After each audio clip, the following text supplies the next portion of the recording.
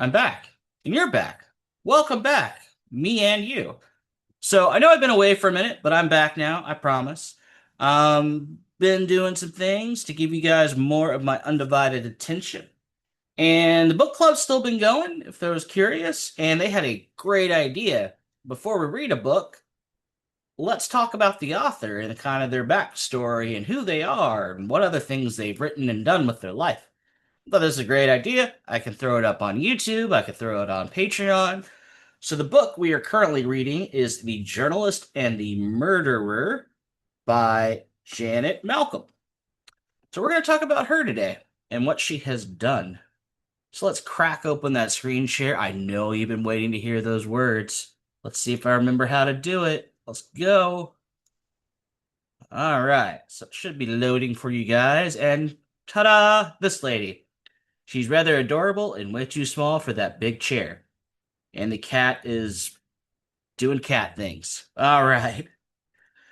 So let's see.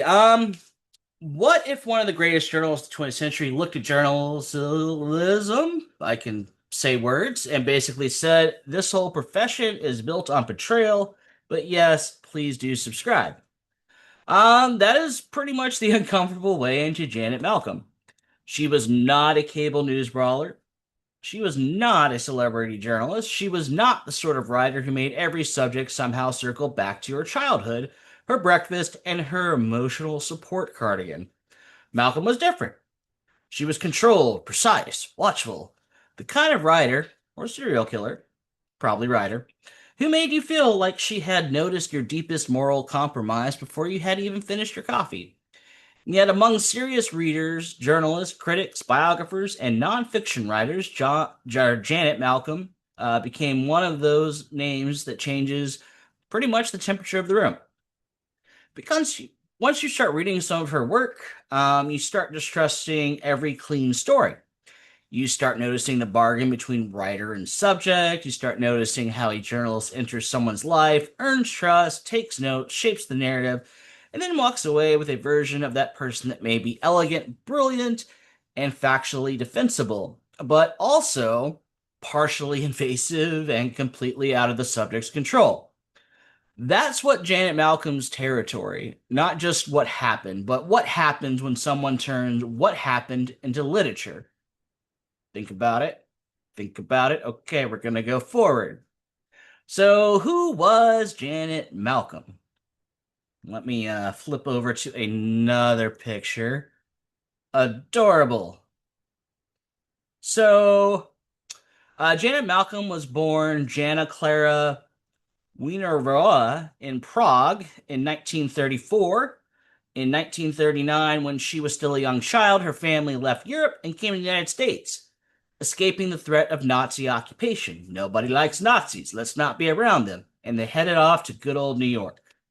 That pretty much matters because Malcolm was not born comfortably inside the world of American literary prestige, politely sipping tea under a framed rejection letter from the New Yorker.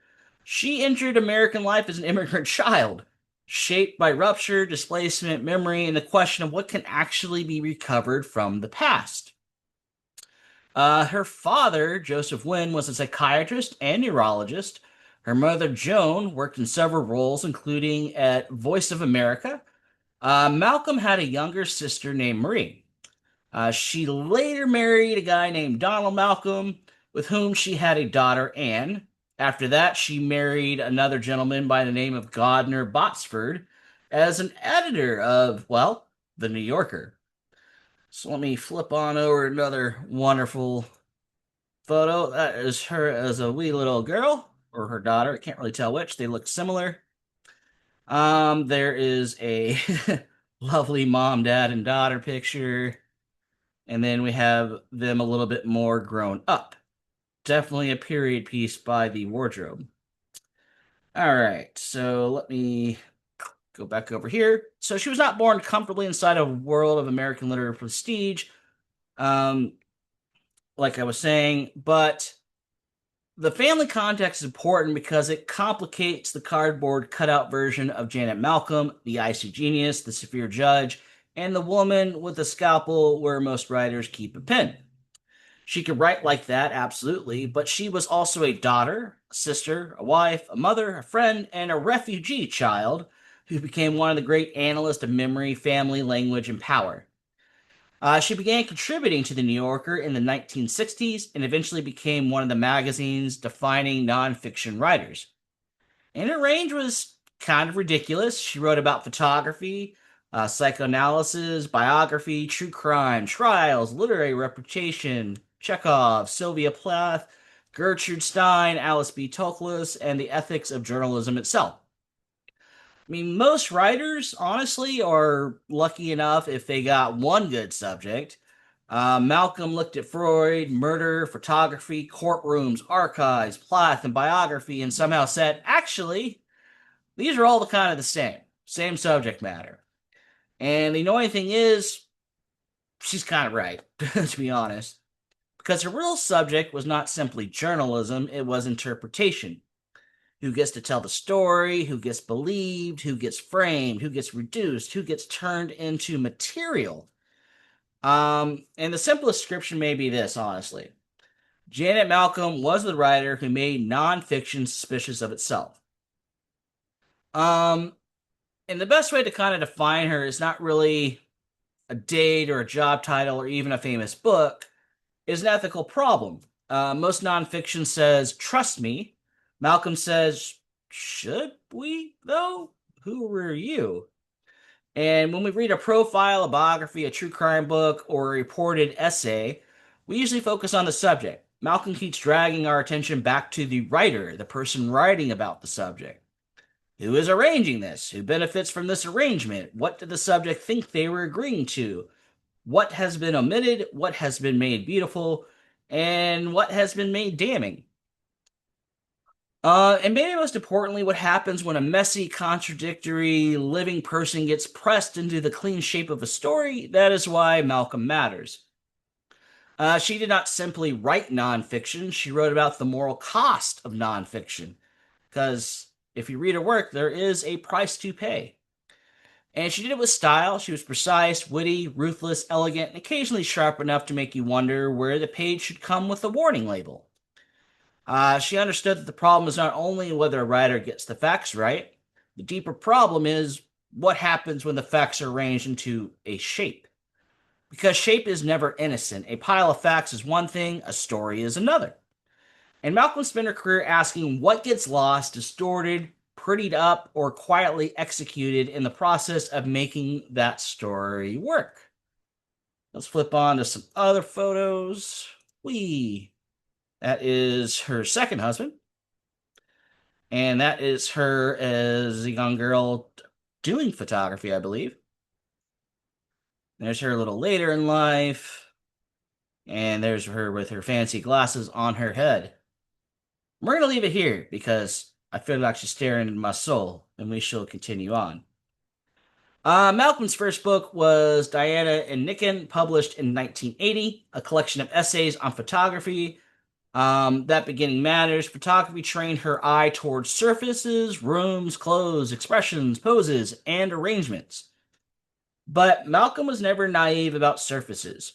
For her, a surface was not the opposite of truth. A surface was the truth leaked out, disguised itself, or tried to sneak past security wearing a fake mustache. Ha ha ha ha. She understood that what people show you is not separate from who they are. It is part of the evidence. Um, that interest in looking runs through her entire career. In 81, she published a psychoanalyst, The Impossible Profession, based on a reporting about psychoanalysts she called Aaron Green. The book is partially an introduction to psychoanalytic culture, partially a social comedy, and partially a study of professional rituals, dependency, interpretation, and authority, which is a very Malcolm combination. Freud, manners, power, and awkward professional intimacy. Then in the Feud archives in 84, about 3 years later, about disputes among figures connected to Freud scholarship and the Sigmund Freud archives. That book became essential not only because of its subject, but because of what happened afterward. Jeffrey, Jeffrey Mosaic Masson sued Malcolm. Everybody likes a lawsuit. The New Yorker and Knopf, which is a publishing house, claiming that she had altered a or fabricated quotations attributed to him. He was like, "Liar, I sue you now." The case became one of the defining legal and ethical episodes of Malcolm's career. The Supreme Court, yeah, it went all the way to the Supreme Court, held that altered quotations are not automatically libelous unless the alteration materially changes the meaning of what was said. So basically, paraphrasing, as long as the core is kept intact, a-okay. Later, a jury found that some statements were false and one defamatory, but not made with the level of recklessness required for libel. Distinction matters. Malcolm legally survived the case, but the controversy remains morally tangled up with her work because it placed her inside the very problem she has spent her career pretty much exposing. Who controls the quotation? Who controls the framing? Who controls the interpretation? Who gets the final version of another person's speech? It's kind of almost a little bit too perfect and a little bit ironical. Not a real word, but we're going to say it is today. It's like if someone wrote the definitive book on haunted houses and then had to admit that, yes, technically, her attic makes noises at night. Context is a little bit everything. And then came her most famous book, The Journalist and the Murder. Hey, look, it's the book I showed off at the beginning of the video. Published in 1990 after first appearing in The New Yorker. The book centers on Joe McGinnis, and this will be spoiler-free for the book club because you should have read and realized all this by now. If you're behind, well, it will be a spoiler. Maybe you should pause and go read and then come back. Anyway, Joe McGinnis, author of Fatal Vision, and Jeffrey McDonald, the convicted murderer who became McGinnis' subject. So you got author and subject here. Malcolm's argument was explosive. The subject imagines sympathy. The writer is gathering the material. The subject wants to be understood. The writer needs a story. And the book became a classic because it attacked the comforting version of journalism. You know the version. The journalist arrives, nobly gives voice to the voiceless, uncovers the truth, and everyone has a meaningful experience, possibly with tasteful piano music underneath. And I need some coffee. Coffee is delicious. All right. Break over. Back to explaining. Malcolm looks at the version and says, lovely. Now let's talk about the betrayal. Because in her view, the journalist-subject relationship is not clean. The subject gives access, often because they want understanding, vindication, rescue, or control. But the writer is there to protect the subject's self-image. Not there to protect the subject's self-image. The writer is there to make a piece. They're there to write a story. And once the piece exists, the subject no longer controls the story. So who's constructing the narrative? And that is a wound Malcolm keeps pressing on. In The Silent Woman, published in 94, Malcolm turned to Sylvia Plath and Ted Hughes. But again, the book is not just about Sylvia Plath, it's about a biography itself. The hunger to possess the dead, the battles among surviving, relatives, critics, scholars, and fans, and a way of life becomes territory other people fight over. If the journalist and the murderer ask, what does the journalism do to the living? Then the silent woman asks, what does the biography do to the dead?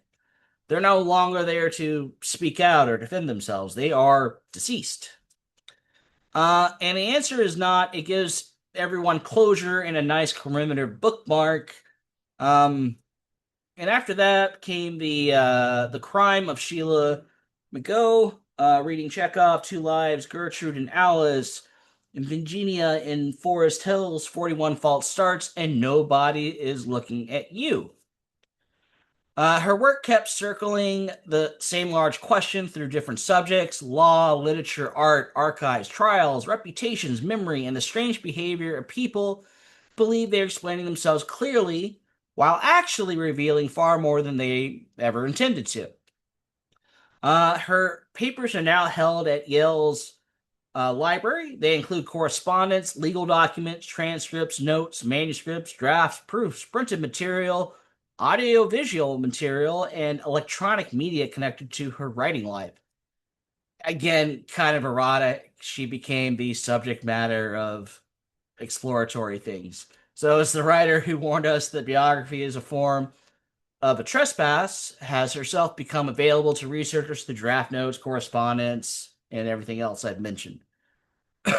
So the observer became the observable. Ha ha ha. Somewhere Janet Malcolm is either horrified or taking excellent notes of how this really should be done.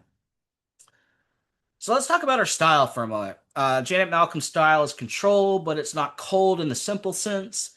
It is controlled because she always is watching the sentence. She knows where the knife is. She often begins with something small, a room, a habit, a gesture, a social ritual, a detail that looks harmless at first, and then the floor drops out from underneath you. You think you're reading about someone's apartment. 3 paragraphs later, you're staring into the moral abyss of narrative construction. That is pretty much the Janet Malcolm experience. This is one reason psychoanalysts matter so much to her, where whether she is writing about analysts, journalists, biographers, artists, or defendants in courtrooms, she was fascinated by motive. Not just what people say they want, not just what they believe about themselves, but what their language reveals, social tells, or language tells. And what their silence also reveals. Saying nothing can say a whole lot. What their self-presentation gives away when it thinks nobody's really looking. She had an extraordinary eye for the tiny human detail that makes a whole personality suddenly snap into focus. In her Paris Review interview, Katie Rolfe notes something that feels almost comically perfect, although she visited Malcolm's apartment several times. The real substance of the interview took place by email over several months because Malcolm was more naturally the describer than the described. I mean, yeah, of course she was. Let me flip on over. She pierced your soul yet? She has mine. Let's go over to this one. A little less piercing. Janet Malcolm, the great analyst of interview power, did not exactly sprint toward the cozy vulnerability chair, and that is central to her style. For Malcolm, the narrator is never innocent. The writer is not a transparent window. The writer is a participant, an arranger, a chooser, a maker of effects. In her work, the I on the page is not simply a confession. It is an instrument. That makes her feel weirdly modern, because we now live in the age of podcasts, prestige documentaries, true crime channels, memoir scandals, influencer confessionals, apology videos of people saying, I just want to tell my truth, directly into the ring light. Malcolm's question keeps coming back. Who is telling the story? What do they want? And what does the telling do to the people trapped inside it? So, journalism as betrayal, that's kind of the theme. And the reason the journalist in the murder, hey, it's that book we're reading, still gets discussed is that it attacks a comforting myth. The comforting myth says the journalist gives voice to the subject. Malcolm says, not so fast. The subject gives access. The journalist gains trust, but the finished piece belongs to the writer. The journalist chooses the frame to tone, the order of events, the interpretation, and the ending. Even when the facts are accurate, the subject may feel betrayed because the writer has turned a living person into a literary object. And nobody likes discovering that they become from a mere human being to just source material. Material is honestly a terrible thing to be. It sounds like being turned into upholstery. But that's kind of her point. The subject thinks they're entering a relationship or a bond, and the writer knows they're making a story. those two things may overlap, they are not the same at all. Now, this does not mean that she believed journalism should stop existing, and that's an easy cop out, but it's extremely inconvenient for Malcolm as a journalist. Her work depends on journalism. She was a master of it. Tension is that she saw the moral problem and kept writing anyway. That is kind of what makes her a little fascinating or interesting. She does not give us a clean escape hatch. She forces us to live with the contradiction. Nonfiction can be necessary, brilliant, illuminating, and ethically compromised all at once, which is, well, annoying. But usually true things are annoying. um, she has been criticized. There are fair criticisms of Jan Malcolm. Some readers find her too severe, some think her view of journalism too cynical, as if every reporter is a beautifully dressed predator with a notebook. Um, some object to the psychoanalytical confidence of her interpretations, the sense that she can see through people too cleanly, too elegantly, too completely, and honestly, you can kind of understand the discomfort. So you can kind of see both sides of the fence here. There are moments in Malcolm where you feel she is not just interpreting someone, but pinned them to a page like an insect. The Mason lawsuit matters here too, even though Malcolm ultimately prevailed legally. The controversy keeps her from becoming some simple saint of journalistic ethics. So once you're accused of something, you're kind of branded with that something, whether you're innocent or not. People always speculate. The case remains part of how readers think about her because it involved the exact question that obsessed her work: quotation, trust, memory, notes, power, control over the narrative. Malcolm is not useful because she stands outside the problem, morally spotless, pointing it at the sinners. She is useful because she shows the trap from inside the trap. Like, see this? Trap. Haha. She is implicated. Journalism is implicated. And the reader, you, me, are implicated as well. Because we're the ones who want the finished story, like start to end and middle. We want the elegant profile, the devastating biography, the true crime narrative, the final shape in its full form.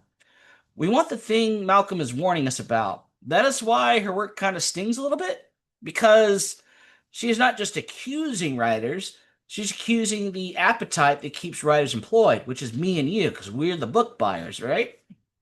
Which is rude, frankly, but kind of effective. Some of her biggest strengths, her best, she does three things better than almost anyone. First, she makes nonfiction self aware without making it lifeless. That is harder than it sounds. A lot of self aware writing just stands there admiring its own self awareness, like it has, well, discovered mirrors. Oh my. Malcolm does not do that. Her work still moves, it still has scenes, tensions, character, drama, and wickedly good sentences. Well constructed. We like grammar here. Second, she understands that people are not stable objects. A person changes depending on who is looking, what they want, what they fear, and what story they think they're inside. Um, that is one of her deepest insights. We not simply reveal ourselves, we perform ourselves, we negotiate ourselves, we try to manage the version of ourselves other people see. And usually we fail in fascinating ways, some more than others. Third, she has an extraordinary talent for turning intellectual problems into narrative drama. Psychoanalytically, theory, archive disputes, biography fights, literary reputation, photography criticism, these could all be painfully dry. In lesser hands, probably my hands, I consider myself lesser, this material could feel like homework assigned by someone who hates joy and possibly chairs. Do I hate joy? I like chairs, so maybe I get a pass. But in Malcolm's hands, it becomes tense, witty, and dangerous. That is why writers admire her so intently. She does not merely report scenes, she changes how you understand the act of looking. Still pictures and return to memory. Malcolm's book, Still Pictures on Photography and Memory, which was written posthumously, career as a strangely perfect final turn. She began with photography criticism, spent decades interrogating biography and nonfiction, and then near the end turned that same severe method on her own family photographs. That's kind of a full circle moment, and I appreciate that.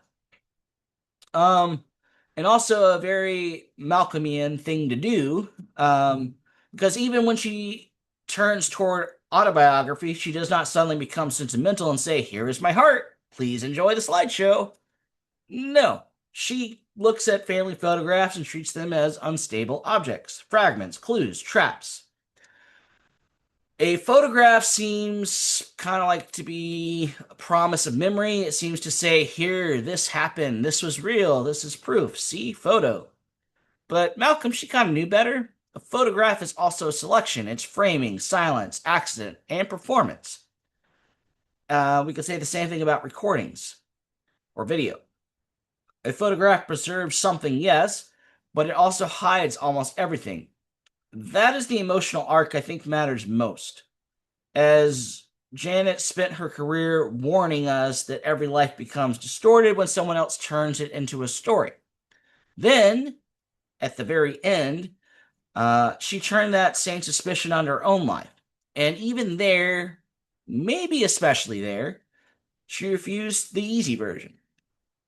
And we're going to go into her legacy, and I think that'll be about it. So, Janet Malcolm's legacy is not simply that she wrote important books, it's that she changed the reader's posture. After Malcolm, you approach nonfiction differently. You become more alert to framing, you become more skeptical of intimacy, you become more aware that every profile, every biography, every documentary, every true crime narrative is not just a window onto reality. It's an arrangement. It's structured in some way, and it has consequences because of that structure. Her influence is especially strong amongst journalism, essayists, critics, and readers of literary nonfiction. The Journalist and the Murder. Hey, that book club? We're reading that book. You should come join us. Um, People cite it when they want to talk about the moral ambiguity of reporting. The Silent Woman remains essential for thinking about biography, and in the Freud archives and psychoanalysts, the impossible profession remain key works for understanding how Malcolm fused intellectual history with the psychological posture, pretty much. But her legacy is also kind of personal. She reminds us that no life is easily possessed, not by a journalist, not by a biographer, not by a critic, not by an archive, not even by memory itself, which is kind of inconvenient because possessing lives is basically half of literary culture. But Malcolm saw the problem clearly.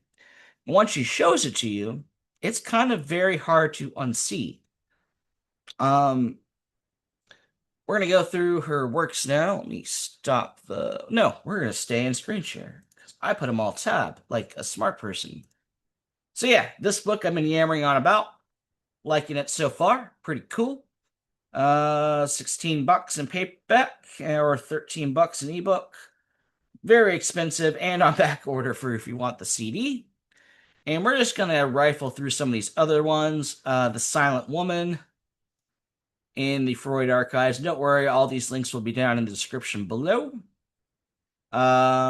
Psychoanalyst, The Crime of Sheila McGraw. Oh, Reading Chekhov, Two Lives, Iphigenia in Forest Hills, 41 False Starts, Still Pictures, and Fatal Vision, and title, Dana and Nikon, softcover. It's kind of a cool cover. And last but not least, Nobody's Looking at You. Let's stop that screen share. I like people who ask questions in life and challenge not necessarily authority, just the way things are and are perceived. And I do think she does this very well. I think that is going to do it. I have the Patreon, which is a book club. If you'd like to join, please do. Come read with us. We like reading in the book club because it's a book club. Make sure to like, comment, and subscribe. Again, the links to the books will be down in the description below. And be prepared for many more videos coming your way. So I think that's going to do it for today. And as always, keep on booking on. Almost forgot my catchphrase. Haha. Stop recording.